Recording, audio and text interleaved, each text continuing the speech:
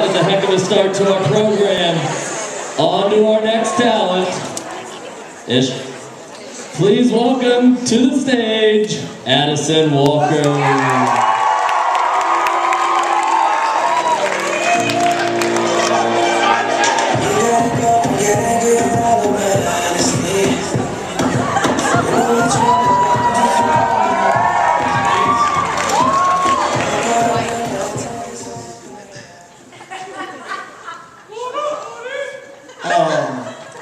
Hello, ladies and gentlemen. Welcome to Patriot High School on this fine evening of February 26, 2016. Tonight I prepared for you a little story time. I call it The Field Trip. I would also like to note that everything that I say in this story is completely fiction and nothing of it is real. It's completely fiction, except the people that I name in this book are real. Or reading this, naming the story are real. I would first like to start off with the copyright statement. All rights reserved, no part of this publication may be reproduced, distributed, or transmitted in any form or by any means, including photocopying, recording, or other electronic or mechanical methods, without the prior written permission of the publisher, except in the case of brief quotations embodied by critical reviews and certain other non-commercial uses permitted by copyright law. For permission requests, please write to the publisher, Addison Russell Walker at walkera@gmail.com, or tweet to the publisher at Addison Dolphin. Here we go. I'm gonna give my story. Addison woke up one December morning at 6:30 a.m. giddy with excitement for the upcoming trip to the National Treasury for his government class that day. What made him the most excited about the trip was the fact that he was going to sit next to his best friend Garrett Cook the whole ride. Every day before school, Addison took a shower. However, this particular morning, Addison realized that he had forgot his boxers in the laundry room. He had figured that he would just be fine because he had a towel that he could wrap himself in once he got out the shower. As Addison stepped out of the shower, he frantically searched for the red towel that he thought he had left hanging from the door. Then it dawned on Addison that he only had one choice. He had to go commando. Addison had to trek across the house using only stealth in the covered darkness, avoiding the rest of his family from seeing him exposed. Luckily, his family was asleep, so Addison makes it to the laundry room where he retrieves his boxers with no incident. Right before Addison leaves, he sends Garrett Cook a quick message saying, "Hey, can't wait to sit next to you on the bus during the drive to DC today. XOXO Addison." Addison leaves his house at 7:10 and school starts at 7:30, so he was already late. He goes to his car and realizes that the car is covered in ice, so he manages to shave a little of the ice off. Drastic times call for drastic measures, so Addison rolls down his window and proceeds to drive with his head sticking out of the window so he can see the road. Addison arrived to school just in time, and when he walked into class, he remembered how much he disliked his fellow classmates, except for his bestie, Garrett Cook.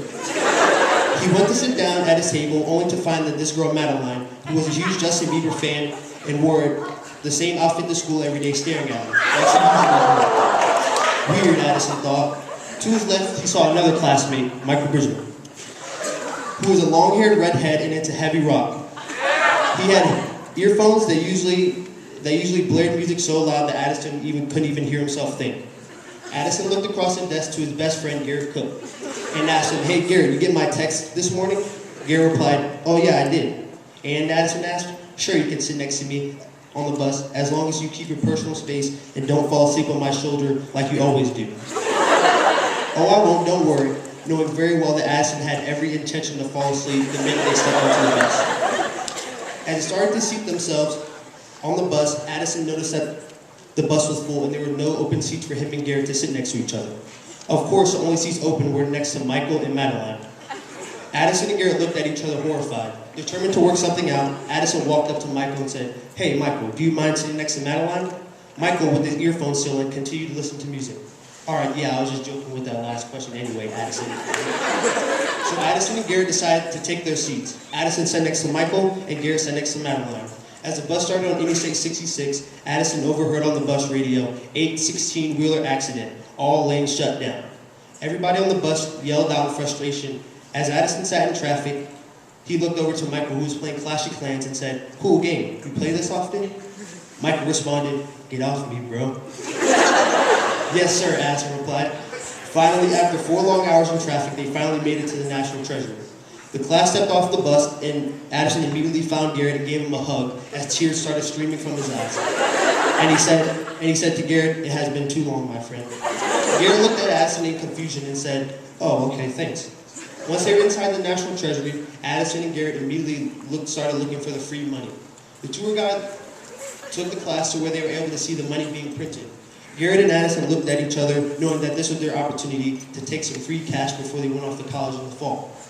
They slowly separated themselves from the class and saw a door that said, "Employees only beyond this point." "Hey, over here," Addison said to Garrett. Surprisingly, the door was already cracked.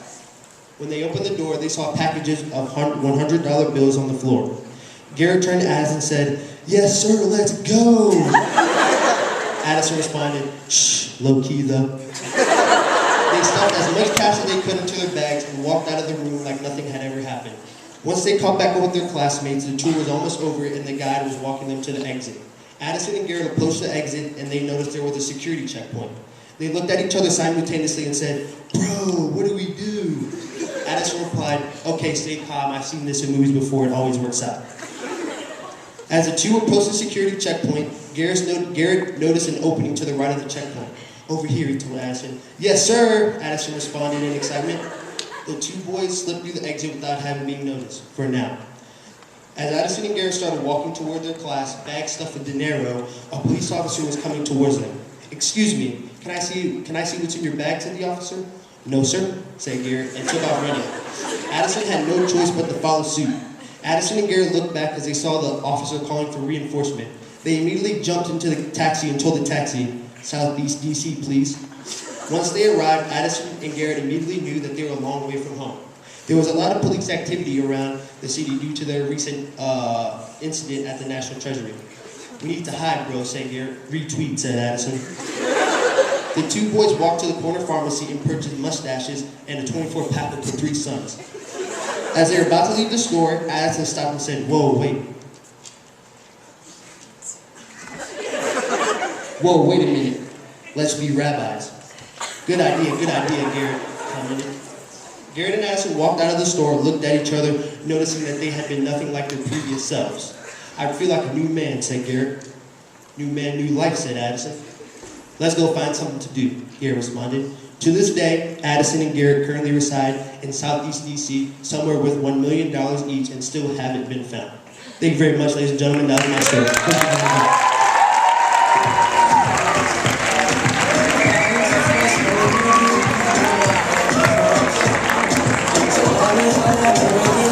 I'm